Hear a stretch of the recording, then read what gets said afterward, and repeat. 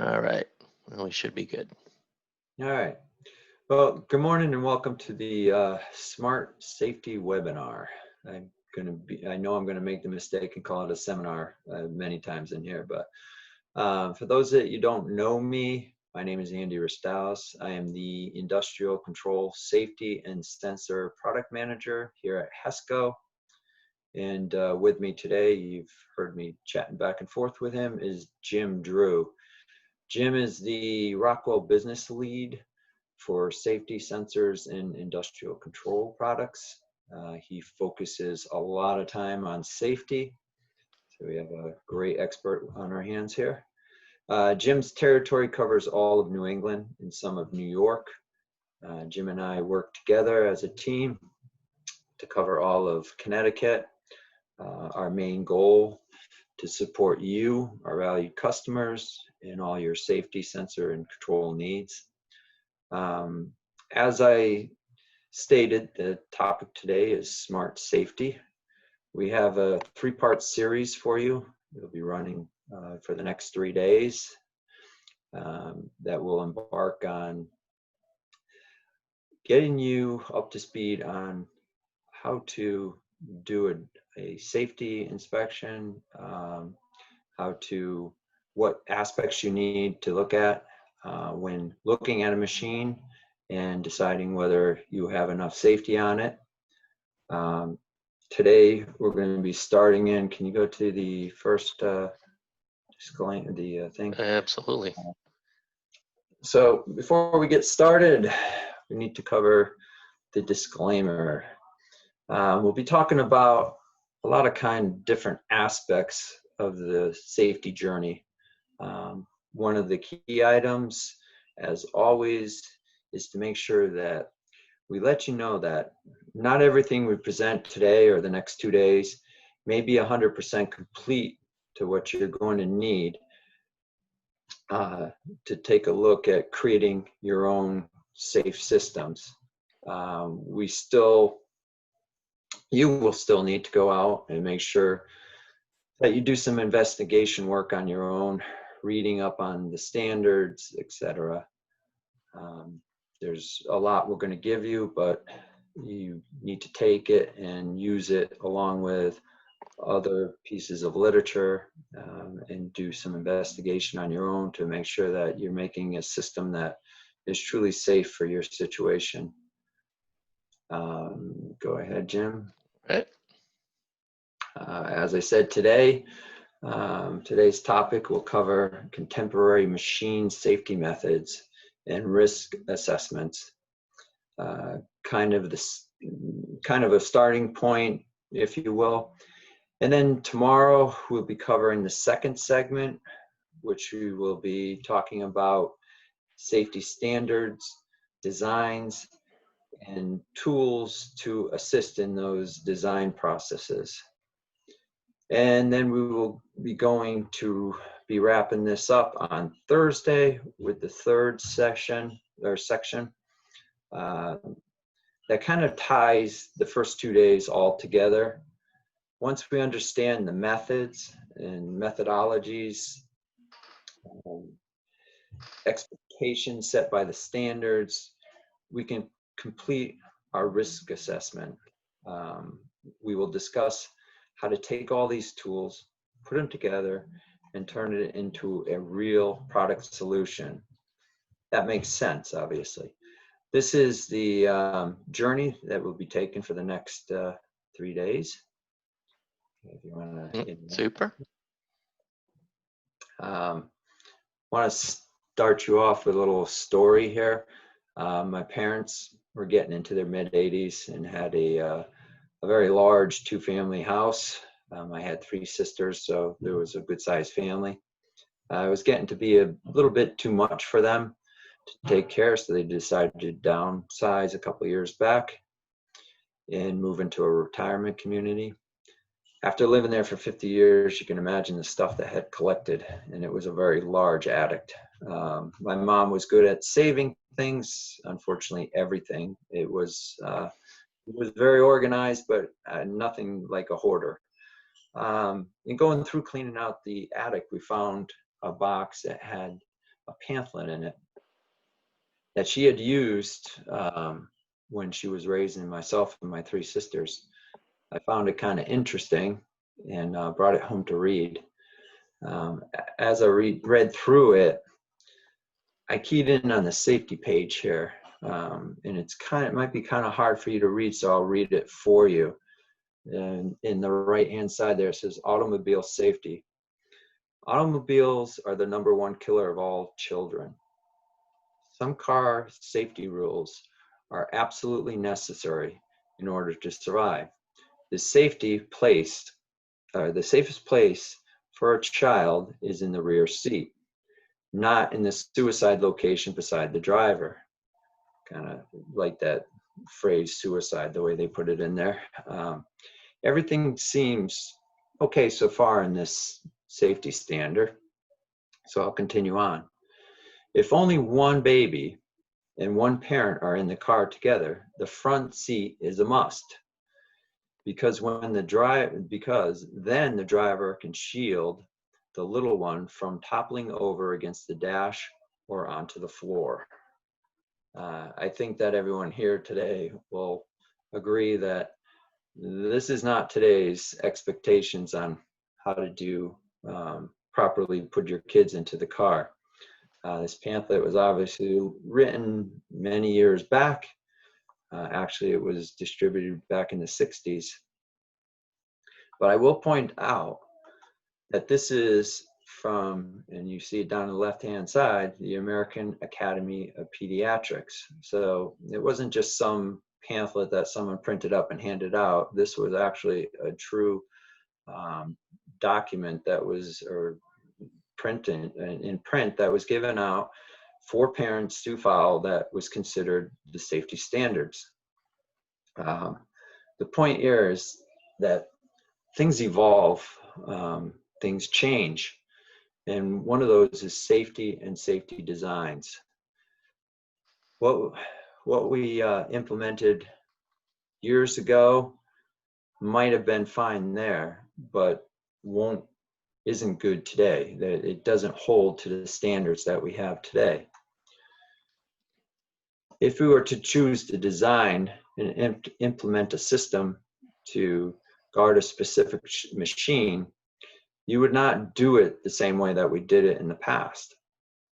This is one of the key things that we want to remember as we go through this discussion, that we really need to look at the opportunities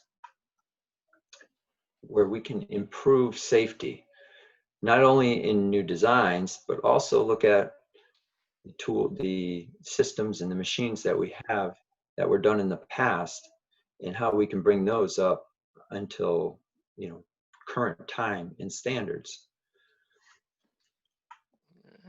Go here. Yeah. Okay. I mentioned it, smart safety, but what does smart safety really mean? Smart safety means process, and part of that is going to be the safety life cycle, which we will get into in a number of different areas of the discussion in the next three days. Smart safety means looking at risk, understanding risk, what harm can come from machines due to risk, and how we measure it, and to what extent we want to deal with it. Smart safety means standards. There are a lot of standards out there that we need to know, look at, and use when we're designing our systems. Smart safety means information enabled and integrated. We're not only protecting machines now, but there's now a need for us to gather information off of machines, have machines be able to tell us when they need maintenance. There's a lot more that is coming from just a machine that sits out there that's spitting out parts for us. And smart safety means technology. Technology now includes a lot of things like robots, cobots. We have people working side by side with machines. So it's a whole new world on how to protect the people and in some cases the machinery too. So moving on, the first topic that we'll be covering will be contemporary machine safety methods. Smart safety is really based on a number of different philosophies in addition to the practical standards and products. But it is really how we look at safety and define what we are trying to achieve. What we see is that manufacturing is transforming. We're going from the old theory of run it till it breaks. Safety was really, unfortunately, an afterthought. There's a lot of changes that have been coming down, and we have been transforming. We're moving from the old style technology and the old style methods to what we expect today in our standards. Preventive maintenance, advanced diagnostics, a platform of technology that are modern, something that we can leverage. And of course, data. There's a lot of focus today on collecting data. So all these now also tie in with also protecting the people and our machines. Another big thing that I mentioned before is, collaboration. We're moving more and more toward automation, and this means man and machine working together closer, and need to be able to control safety but also be able to be in contact with the machine and not be shutting your production line down. But the big key is really the last bulletins, or the bullets in each of these columns. Previously, and it wasn't that far in the past, safety was generally more of an afterthought. We designed a piece of machinery. After we had it designed, then we would go back and look at it and review it and bolt safety equipment onto it. There's a fundamental shift that we're trying to achieve here, to really look at safety as an integral part of the system design. Because as we do that, we can take advantage of the different methods, different products and ideas in the safety realm, that we can make our machines safer and ultimately more productive at the same time. Go ahead and advance it. Yep. Oh, where did the, there we go. Okay, so speaking of that, there's a whole philosophy that's been shifting through the years, but there's still a lot of those who equate improving safety to decline in productivity. If we put ourselves in that person's train of thoughts, you know that at times, at any time, okay, I put my hand through a light curtain, or I open a door, or I hit a e-stop, the machine stops. Every time the machine stops, I'm not producing any of my goods. Therefore, if I am safer, I must be less productive. And that's entirely not true. It really is a myth. Improving safety actually increases productivity when done correctly, though. And it is why we really need to look at the concept of smart safety with contemporary solutions, technology, and methods.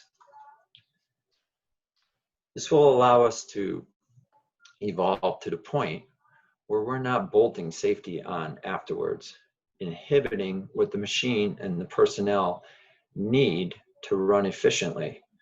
We really need to integrate it to drive safety and productivity together. It is what we need to do today. And we go to slide 8. Yep. And with this, I've been doing all the talking so far today. I am going to turn this over to Jim. Yeah, thanks, Andy. Just kind of tying into what Andy was describing as that overall philosophy change or realization, or however you want to put it, that the myth of safety decreasing productivity is out there, and it is a myth, right? It's easy to say, but how can we verify this is true, right? So one of the things that happened was there was a marketing group that did a study a few years back now, 2014, but it's only gotten more pronounced, I would suggest, than in prior. But if you look at the data, right, and I believe there was about 500 or so companies that were in this study, and you see the best-in-class performance, right? 90% overall equipment effectiveness, that's OEE, for those who may not be familiar with that term. It's a measure of machine productivity, if you will. So that's a very big number, and you look at the 0.2 repeat accident rate, 0.05 injury frequency rate, 2% unscheduled downtime, right? So highest safety and highest productivity definitely matching up, and you compare that to the laggards on the bottom and even the industry averages. So when done well, safety and productivity drive the same result. So the interesting thing though is, well, that's great to see on in the big picture, but how do you really get there, right? What's the recipe? What's the recipe to make that magic sauce? And when you break it down, there's definitely 3 key areas that you need to focus on to get there. And we like to call those the 3 C's of safety. And that's the culture, compliance, and capital wheel, right? So you have the culture of the organization, which is more of the behavioral aspect. I mean, every day somebody's making a decision, right, to do something the right way, the safe way, or not. Do I follow that lockout tagout procedure? Yes or no? Do I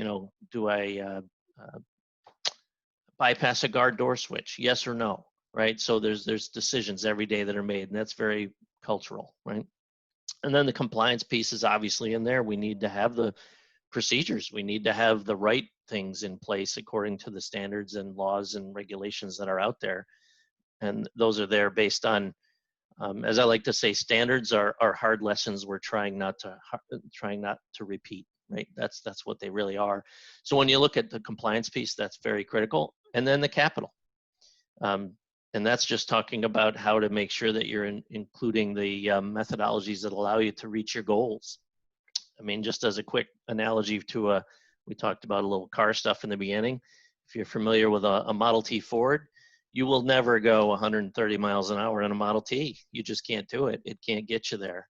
And that's the case with the right investments to be able to get where you need to go are important, right? So the culture, compliance, and capital. And we wrap all that together into a measurement tool that we call the Safety Maturity Index. Okay, and that tool is actually on our website. You can take advantage of that tool if you wish. You can go in and answer questions, provide information that then is aggregated, and you see where you fit compared to others that have taken the survey in your industry of your size of operation, et cetera. And just as an aside, this is totally managed by a third party. Rockwell does not see your data. We see the aggregate data just like you see the aggregate data of everybody else. You know what you put in, obviously, because you put it in. We don't know. We just see the big aggregate. So, but it's a useful tool in that it's nice to be able to understand kind of where you are compared to others in your industry. So we'll kind of leave it at that. The link is down there, and we'll be providing all this information for you to take advantage of. But just a quick quiz, just to kind of level set us a little more here too as we go. In America, are employers required to safeguard? And I would like to think that everybody on this call would know the answer to that question. And the answer is yes.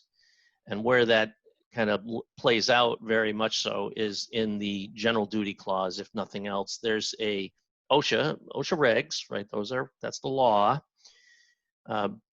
The 29 CFR 1910, right? There's a clause in there that's quite often cited when there is an issue in any kind of facility. And that's the general duty clause. And that clause basically says, it's in red here, part 5A is the one that's always the one that's pointed to. So basically, each employer shall furnish to each of his employees employment and a place of employment, which are free from recognized hazards that are causing or likely to cause death or serious physical harm. And you shall comply with OSHA standards under this act, right? That's key. So that says it all right there. It's your responsibility to provide that safe work environment. 5B, by the way, is there. I put that there for a reason. 5B is not talked about a lot. It basically says that as an employee, you're supposed to not do things you're not supposed to do, right? You're supposed to follow the rules and regulations, and you're supposed to, conduct yourself in the appropriate manner. But the pendulum swing is definitely covering 5A, and if there's an issue in a plant, I've never seen 5B talked about. It's always 5A because there was a hazard that was there that should have been mitigated. So it's very important to provide that safe work environment. It is the law. And what about if you're building machines? If you're somebody on the call that builds machines, whether an integrator or an OEM, and you're involved in the process of the machine build, well, that depends. It depends if you need to safeguard. But what does it depend on? Where's the machine going? That's the big one.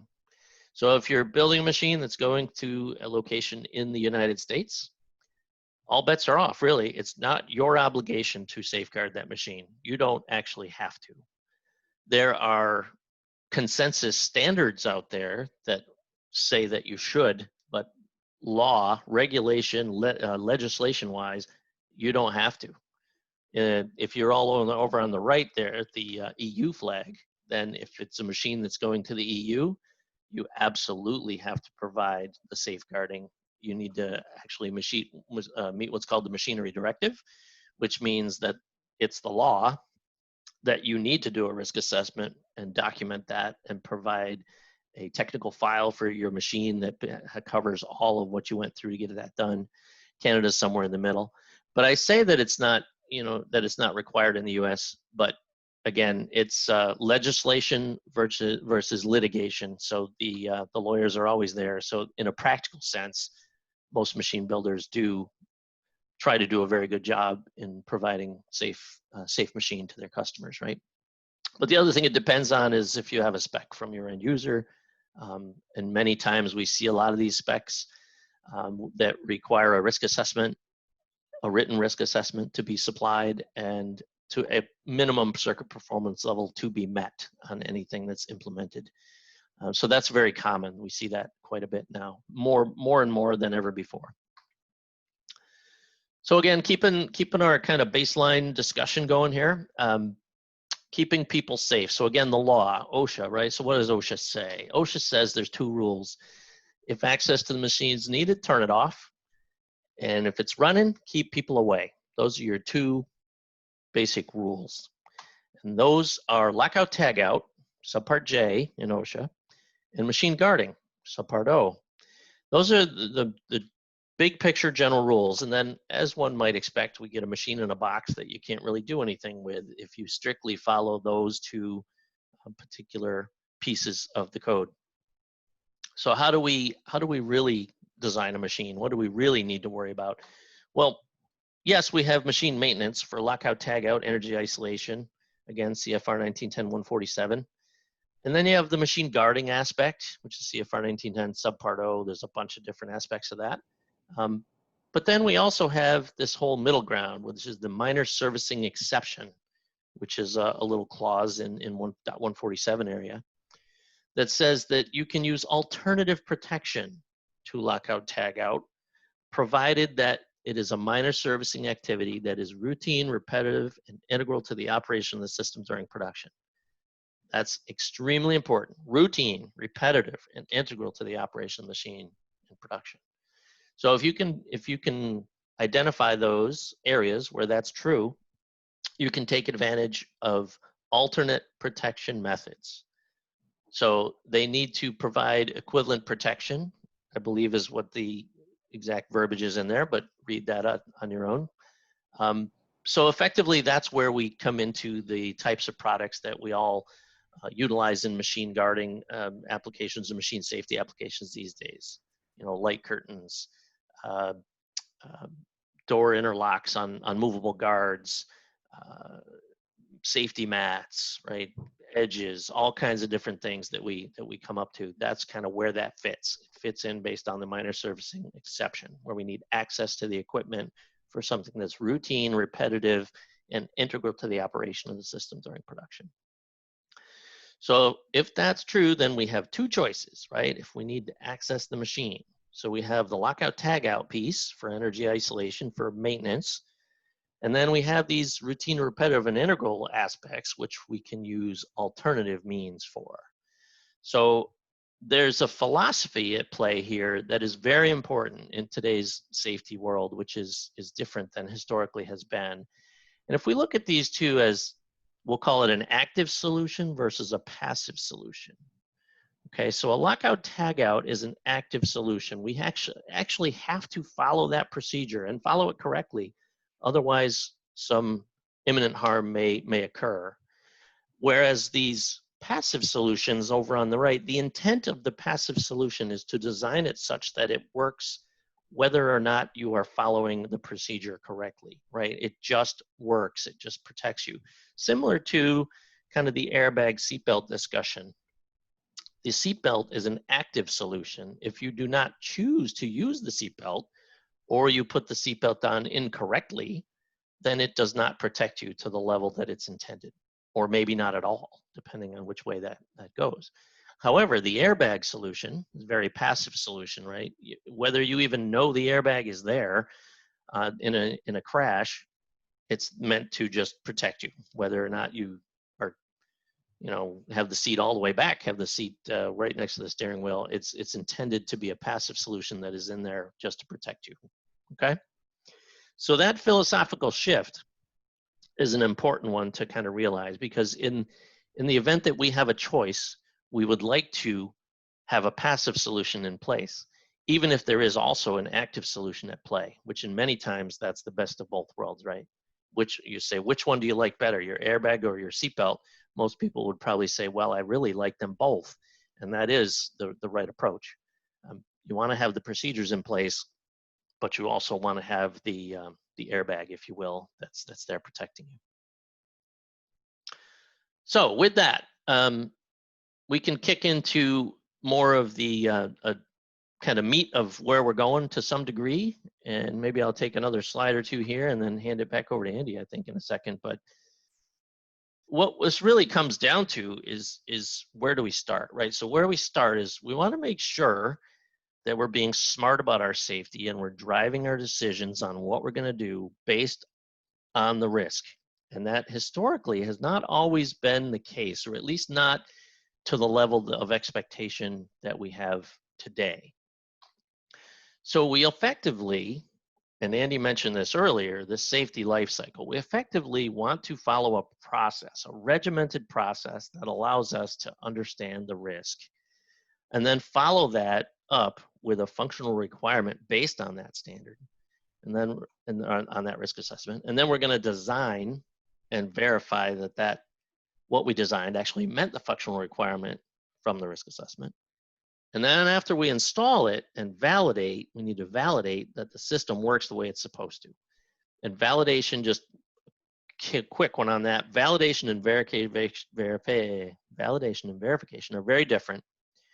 Validation means that, okay, so if I open a guard door and the machine stops, I verified that that switch is working. And then maybe not, right? How did it really work? Why did it work? That's where validation comes in. When we actually validate that, we inject faults into the system. There's supposed to be two channels. What happens if I tie one high? What happens if I tie one off? What happens if I do that? What happens if I do that? And the system should respond as designed. That's validation. So this whole safety life cycle is critical to making sure that we end up at the right place. Because the big question that we all have when we're working on any of these types of applications is, is my design safe enough? How do I know that that machine is safe enough? Because we can always do more, right? We can always go another step and another step. But how do I know when it's done? How do I know when it's safe enough? And I would submit to you the best, I don't say there's never there, never say never, never say always, never say only. But the best way to answer that question is to follow through this life cycle. And if you do the risk assessment, regimented risk assessment to the standard, drive the functional requirement based off that, which again lays out standards and details how you're going to implement. Then you design and verify that you met that, install and validate that it really works as intended all the way through, and then maintain and improve that as you go. That's the best way you're going to know if it's safe enough, right? Because you've met the need based on the risk. Okay. Hopefully that makes sense. And the risk assessment is always the first step. It's the most important step. We don't want to start at step 3. We want to start at step 1. And the contemporary safety solutions start with that risk assessment. And the standards out there today, pick up a standard, any standard in its latest current form, and you will see reference to risk assessments in there. NCB 1119, RA 1506, 13849. It's actually there's a OSHA, in one of the OSHA paragraphs. I'd have to pull it up to grab the number off the top of my head. I'm not coming up with it, but this references everywhere. NFP 79 as an example, it's there too. So we need to do the risk assessments. Okay. You want to pop in here, Ed, or you want me to keep rolling? Well, those you covered the a couple there that I was going to be doing, but I lost track of my slide count. Yeah, you. So risk. Let's talk about risk. This is our first step. This is where we're going for today's discussion. It's all about identifying the risk, understanding the risk, and designing to the risk. Let's talk about risk for a second, though. So what is a risk? Well, risk is a combination of effectively 3 variables. It is a combination of how bad is my injury going to be if I'm exposed to that hazard, in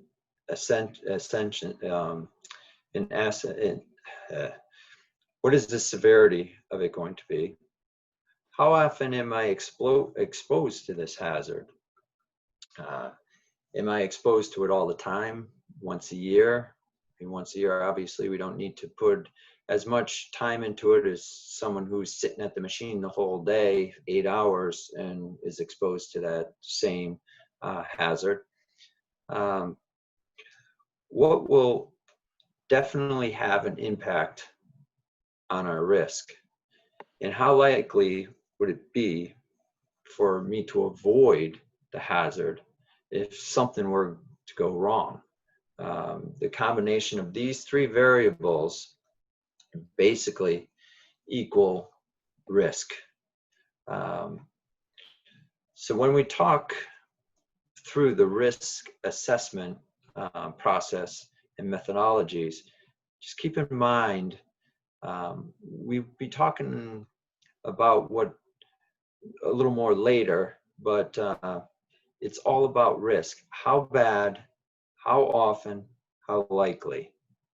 And that is what we need to focus on. Now, when we come back to the risk, is a big part of our solution. Controlling risk, a big part of it is going to be the risk assessment. Does it actually provide us with documentation that allows us to make informable decisions. And also to refer back to understand what we did. If something should occur, we can go back and look at our documentation and understand why we did it and what decisions we made and why we made them. And that's a very important tool in itself.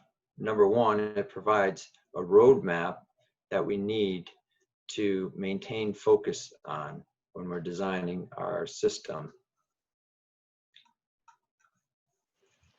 If we've done a regimented risk assessment, we have on paper, in writing, our system, our processes. We know exactly what our hazards are, what we are going to do about them, and what we then that we have indicated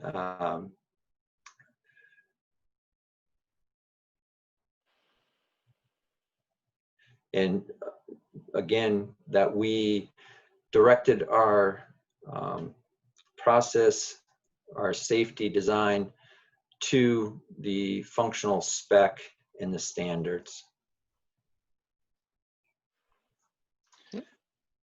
Without a risk assessment, oh, sorry. okay. Without a risk assessment, we can't get any further with trying to protect machines. So the other thing I would say is that, generally speaking, there are many similarities in a lot of activities that we embark upon with machines. And as we collect our library of risk assessments on different pieces of equipment, it provides an opportunity to leverage prior work, leverage prior thoughts, and understand each situation. But we need to understand each situation, and it's different. But there definitely can be some lessons learned by regimenting the process and maintaining those records. In addition to just having the documentations on hand, these are going to be very valuable for you when you start designing security systems, and also trying to improve machinery that's been already on your factory floor, and getting that up to today's standards.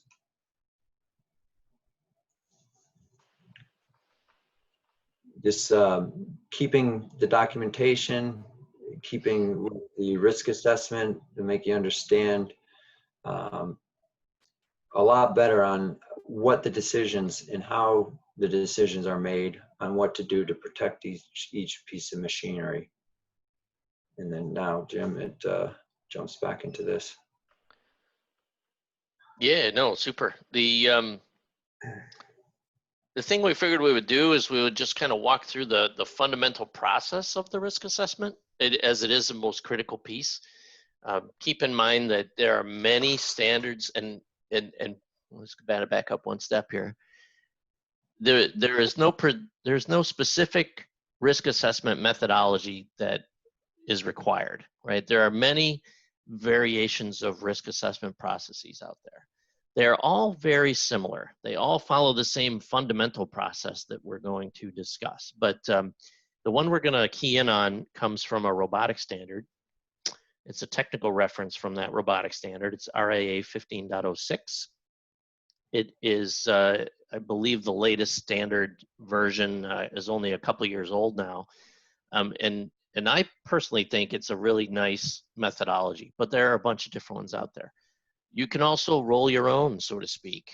I don't recommend that generally. I generally recommend that, like with anything regarding safety or any process, quite frankly, that standards exist, and standards are created by a bunch of folks that generally have a lot of experience and knowledge, and it's good to leverage those standards where you can. And again, I'll repeat what I said before. Standards are basically hard lessons learned that we're trying not to repeat. So if we follow a standard, we're in a really good spot for what we'd like to achieve. So fundamental process, you see right here in front of you. So ultimately, we want to understand, the details of what we need for the machine, and then we need to focus on hazards that we can identify, estimate the risk of those hazards, evaluate that, is that acceptable or not? If it is acceptable, we move on to the next hazard. If it's not acceptable, then we have to reduce that risk and then re-estimate the risk based on what we've provided for mitigation and see if that's acceptable. And, lather, rinse, repeat, so to speak. So that's the general process that is very applicable to any risk assessment process that I'm aware of out in the world today. Okay. So first thing we do is this machine characteristics piece, right? And we won't spend a lot of time on going through each one of these steps, but just to give you a general sense. But obviously, when we look at the machine, we need to make sure that we understand enough of it to make an informed decision, right? So how do we know that we're making those right calls? Well, we need to understand some of these details, right? We need to know how fast it goes. We need to know what's coming in, what's going out, how many energy sources are there. Is there any specific skills required in any particular area of the equipment? What type of setup is going to be required? What type of maintenance? What type of troubleshooting activities are going to have to be undertaken? There's all these pieces that we need to have kind of at our disposal. So what that kind of comes down to at the end of the day is we need to kind of have a team-based approach, because when we have a team of folks doing a risk assessment, we get all different perspectives into the operation of the equipment, what interactions are going to take place to make this occur and that occur, et cetera. So a team-based risk assessment is by far always the best recommended approach. It is possible to do smaller risk or even full-blown risk assessments with one person doing that, but generally speaking, not recommended, because you get definitely a lot more perspectives, and that's important when you have a team of folks looking at it. Key thing though, and again, a reason to have a standard that you regimented kind of process that you follow, we want it to be methodical, repeatable, and documented, because ideally we would take 2 sets of people, same machine, send them into 2 different rooms, and they would come out with the same answer. And that's the way we would like it to be. So if we have a methodical, repeatable process that is documented, we have the best chance of achieving that goal. Okay. So we've understood, we defined the characteristics. Now what do we do next? We identify hazards. And on the first pass, by the way, we assume there's no safeguards in place. And whether that's you're looking at a OEM machine design or something that you're attacking in a plant that's existing piece of machinery, because just because that guard is there doesn't mean it should be. It doesn't mean it's going to provide the level of protection that may be required based on the tasks that are going to be performed. So we always, on the first pass through, assume there's no safeguard in place. And we move on from there, right? So the first way to approach this is to focus on tasks. Absolutely. Because, just because there's a spinning wheel of doom there, if nobody's ever going to be anywhere near it, then it's not really a hazard, is it? So there's definitely different ways to look at the world, but the best approach is to drive it toward tasks. You identify tasks and the affected personnel, and that drives out the hazard that you need to approach and look at. Obviously, the big spinning wheel of doom, we want to approach that, just because we don't want a wide open spinning wheel of doom. But point being that the tasks and the identified affected personnel is going to drive the hazards that are most typically going to cause issues. And by the way, if you look at the statistics of when people do get injured, when accidents occur, I want to say very rarely, but quite rarely is it on standard production operation, everything's running fine, right? It's not those type of situations that result in injuries. It's more of the non-standard activities, non-standard operation of the equipment for some reason, unexpected tasks, something that wasn't taken under consideration.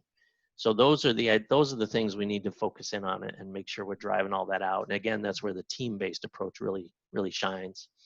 So we identify those hazards, and then we estimate the risk. And Andy talked through the risk, right? Our three variables, our severity, exposure, and avoidance. And we identify or quantify what that risk is. And so we say, well, how do you really do that? How bad, how often, how likely? Well, we follow the standard, right? This is not what Jim says. This is what the standard says, right? So the standard. So in this case, again, technical reference, that's TR, or you see on the bottom there, R15.306, technical reference for R1506 is right here. So this tells you what is a serious injury, what's a moderate injury, and what's a minor injury. And this is the standard. It's not us making the call in a vacuum. This is what the standard says. So just looking at it very quickly, a serious injury, non-reversible, fatality, limb amputation, chronic illness, long-term disability, permanent health change. That's serious, right? Skipping all the way down to minor, right? So first aid. So if you get first aid and go right back to work, then that's a minor injury. And then obviously moderate is in between, normally reversible, broken bones, severe lacerations, short hospitalization, etc. But the standard drives that out for us to make our decision. And what we're going to do when we estimate that risk is we're going to take these three variables and the three subcategories of each of these variables, and we're going to create a flow chart that makes it very straightforward for us to say, okay, well, I could get very seriously injured by this piece of equipment here, by this hazard that I'm exposed to. And how often am I exposed to it? I'm exposed to it frequently. I have to, move this thing in and out every 5 minutes. Okay, well then that's serious and that's high frequency. Could you avoid it if something went wrong? Yes, it's very likely that I'd be able to avoid it based on speed. And then you end up in a risk category. But as you see, as soon as you have something serious that has a high exposure, that's going to be high or very high. That's going to be a problem area for sure. And you can look at other kind of scenarios and see where you end up. But it really drives this directly to a risk level. And then that risk level is where we're going to evaluate that risk level and determine what we need to do. So based on that risk level, the standard says, this is what we do. So if we have a medium, high, or very high risk level, we need to eliminate, substitute, or safeguard, or SRPCS. That's the safety-related parts of the control system. That's like the light curtains and door switches and safety mats, etc. Laser scanners, whatever technology you want to use. That's what that fits into. But step one is elimination. Can we eliminate the hazard? Can we substitute? Right? Can we do something differently? Can we do it differently? Can we? And if we can, we should. And even if we do, we probably are still going to need to safeguard. But we could take a step that says we're going to eliminate that hazard by changing the process completely. And then when we re-go and relook at it again, maybe it disappears and we're at low, and we don't have to do that anymore. Because as you see, if we're in low or negligible, that's where our risk lands, then one or any combination of these things that will acceptably reduce the risk. So that may mean just some signs. So the key here is that the standard drives you into what you need to do, what actions you need to take, right? So that's the evaluation of that risk. And then to reduce that risk is basically that same chart, right? We evaluate and we take the reduction methods based on that same chart in the standard, and we say, okay, this is how we're going to reduce that risk. And then once we reduce that risk, or actually before we go there, we're still in the risk reduction for a second here. The other thing this standard does, which is very useful for us, it says here we need to consider safety related parts of the control system and safeguarding. So we need to implement a solution like a door switch on a movable guard, let's say, as an example. Well, how do we do that? What do we need to achieve? Well, the standard actually shows us that too. And it basically says if you have a high level of risk, the circuit that you're going to implement on any safeguarding you do for electric or even pneumatic, et cetera. But any safety circuit implementation you do is going to need to be PLD with a category 3 structure. This is directly from the standard. So directly from the risk assessment, as you saw, right? Directly from the risk assessment, we drive right into what the standard says we should do for mitigation. And it also tells us a little bit of the how. How we want you to do that is we want you to achieve, or we need you to achieve, a safety performance level of D with a category 3 structure. So it really does drive it all the way through, and that standard allows you to make very informed decision based on what the standard says. And then lather, rinse, repeat again, right? We go through every hazard until we get through them all, and we make sure that we have an acceptable level of risk on all the pieces of and involved in the equipment. And at the end, we ultimately come up with a documented risk assessment. And Andy did a nice job talking through the value of having a documented risk assessment, right? If a tree falls in the forest and nobody was there to hear it, it doesn't make a noise, right? So was the risk assessment done on that machine, the lawyer asks? Why, sure it was. Can you show it to me? If the answer is no, that risk assessment never happened, right? So it's important to make sure we document what we have for that reason. But more importantly, in a practical sense, as Andy had described, you're going to do another risk assessment. You can leverage some knowledge. You can leverage a library of experience that is available when you capitalize on these regimented processes and keeping the documented risk assessments in play. So just as a reminder, the other thing that happens in the safety life cycle, for those who remember the next step, we need to generate a functional specification. It's called an FSRS. That's the Functional Safety Requirement Specification. Well, it's pretty hard to develop an FSRS without a risk assessment. So once the risk assessment is documented and completed, that directly drives the FSRS. And the FSRS is literally a collection of all the safety functions and any other guarding requirements, et cetera, that get driven out of the risk assessment. It just provides that next level of detail that allows the engineering teams to actually do the design. So when we said we needed to, the risk assessment said we needed to have a, our mitigation solution that we chose was to put a interlock switch on a movable guard that's going to protect this hazard from the operator. Okay, and the risk assessment also, by the nature of it, told us we needed to have, PLD category 3 because it was a high level of risk. Okay, well, how big's the guard? How far is the guard from the hazard if there's spin down time? Is it a locking door? Right, all those things come into play more in the FSRS, where you get all the details in place to allow the designers to go and design the equipment. So that is also a critical piece, but it's driven right out of the risk assessment. It all starts with the risk assessment. Okay. So with that, we'll kind of just share with you a couple of thoughts on actual ways to implement. There are different solutions that Rockwell and HESCO offer to the market for these types of scenarios and these types of safety situations that need to be looked at and need resolution.